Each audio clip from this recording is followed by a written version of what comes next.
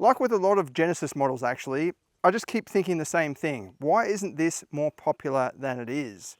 This is the new Genesis G80 Black. It's the new flagship model. And look at it, it is absolutely stunning.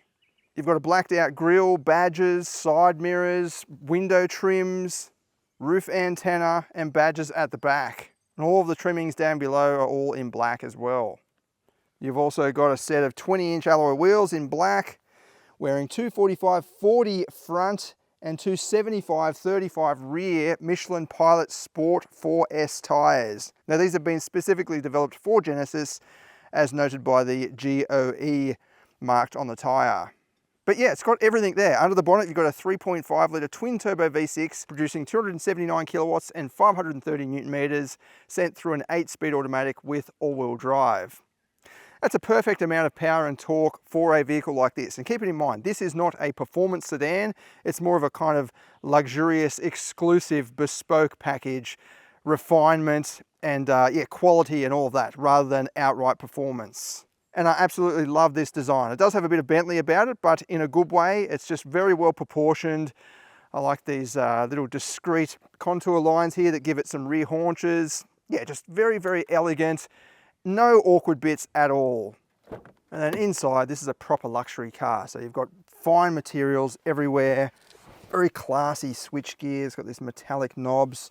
Crystal style of gear shifter, another crystal knob here for the instrument, for the touch screen, sorry, and a separate climate control panel, physical controls, although this does turn into a touch screen when you start the vehicle. In my opinion, it's great to have all of that separate. You don't have to dive into the touch screen. It is a massive screen as well, 27 inches all the way across, and it is seamless as well. There's no sort of border to separate the instrument cluster and the touch screen area. It just looks very elegant, very classy, and expensive. Prices start from around $125,000 for the top spec black version, which seems, well, it is expensive, but if you stack it up against an equivalent rival from BMW, Audi, or Mercedes or something like that, you're going to be paying a lot more, especially for a flagship model. Even if you weigh up the difference with this powertrain, you're going to be paying a lot more. And Genesis offers a lot of after-sales perks, like free servicing for 5 years. So free scheduled servicing for 5 years. That's absolutely amazing. There's also concierge services and, you know, loan cars and all this other stuff, which you don't get with some of those, you know, traditional luxury brands from Germany. Now, this does come with a driver monitoring camera and all of the latest safety stuff, but you can go into this menu and turn it all off, as I already have or already did. Speed limit warning. You can actually leave the speed limit information there if you want to, without the beeps and buzzers going off. You've also got a driver attention system that you can turn off. And then your lane keep assist is down here on this little button on the steering wheel. You just hold that down for a little bit and the symbol up there turns orange. In terms of visibility and space, it's a large luxury sedan, so it's perfect really. Like, I don't have any issues with headroom or leg room. The center console is quite chunky, so you do sort of feel encapsulated in here, or, you know, locked into the driver's area. But the dashboard is very clean and almost square. It's pushed forward as well, it doesn't sort of protrude right out. Then visibility, I can see it through the gap there. You've got a little quarter window. There's a bit of a gap between the mirror and the pillar. The pillar itself is quite thin as well, so you don't have to worry about trying to view around that.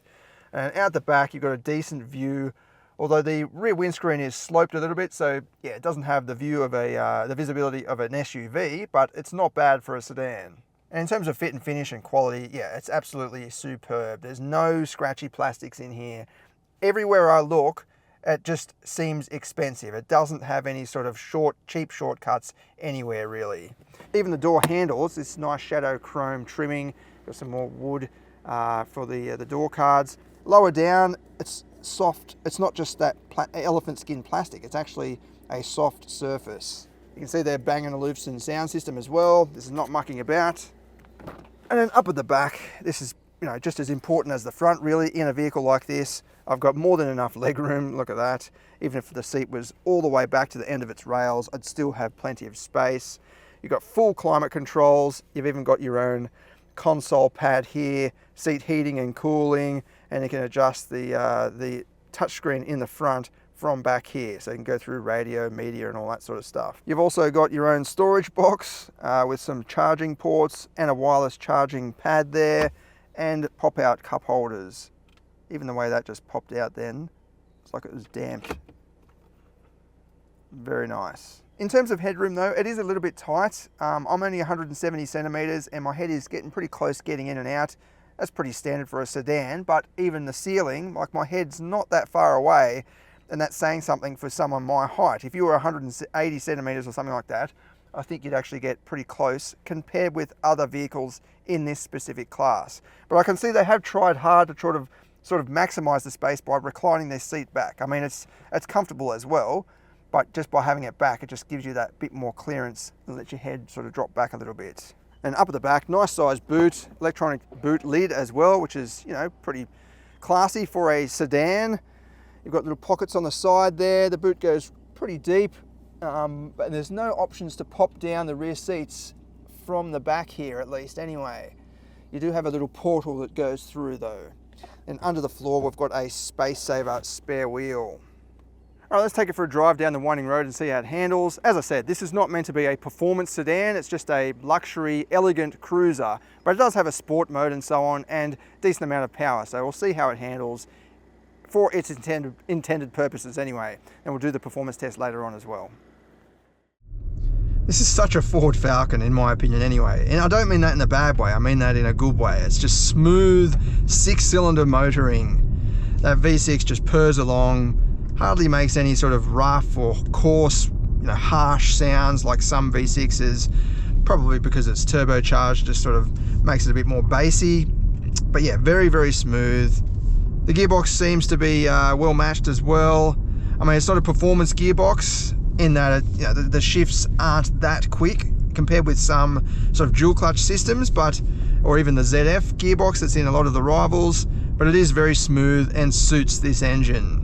You do have a number of different active sound design modes as well. I've got it on minimized at the moment. You can just turn that off. Oh, by the way, the two knobs here, so sometimes you go to rotate the gear shifter instead of this for the touch screen, so it'd just be nice if that was just a little bit more different. I can see what they tried to do here by keeping the design the same, but just be nice if it was just a little bit different. But yeah, we'll turn that off because I like the sound of this engine, even if it is quiet, like as in the volume's down, but at least it sounds like a turbo V6, like it's got that natural mechanical sound. Having actually I'll show you the enhanced mode as well. So that probably sounds pretty good on camera, and it does sound pretty good, like it's not bad, but to me I'd just rather it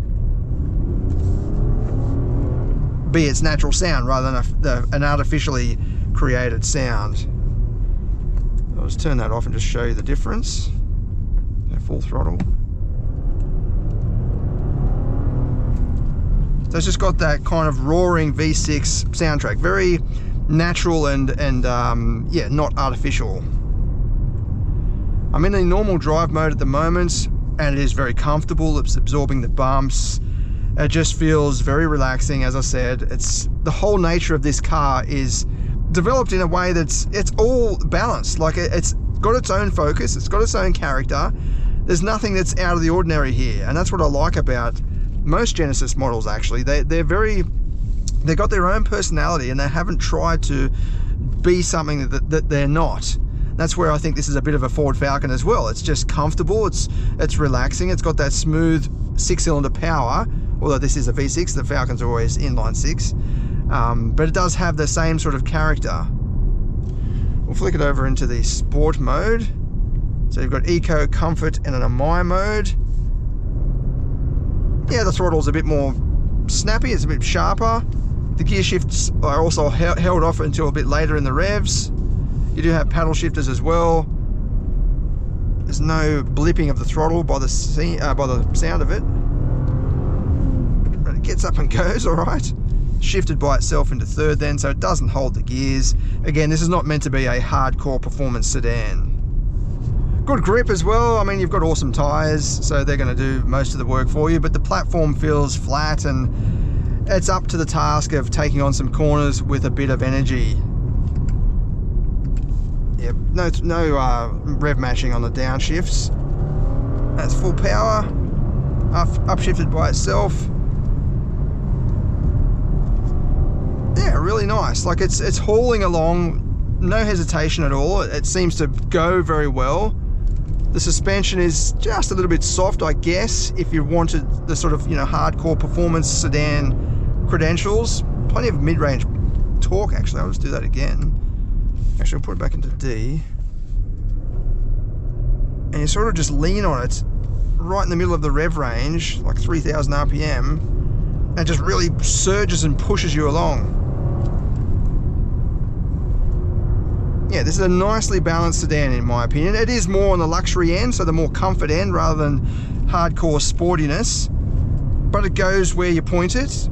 Overall, yeah, this is a great luxury sedan. It's not trying to be something else. It's just a luxury, comfortable, very refined, well-made package, and it looks really, really cool. It's gangster in this black exterior pack. Fuel consumption, I'm averaging 11.3 litres per 100 kilometres, which is not bad considering this is all-wheel drive and a big, powerful petrol sedan. You could probably get that a bit lower if you're just cruising about in more sort of, you know, highway conditions or country road conditions. I've been doing a bit of sporty driving up and down the mountain road there, and the performance test as well. So overall, I think that's not a bad consumption rate.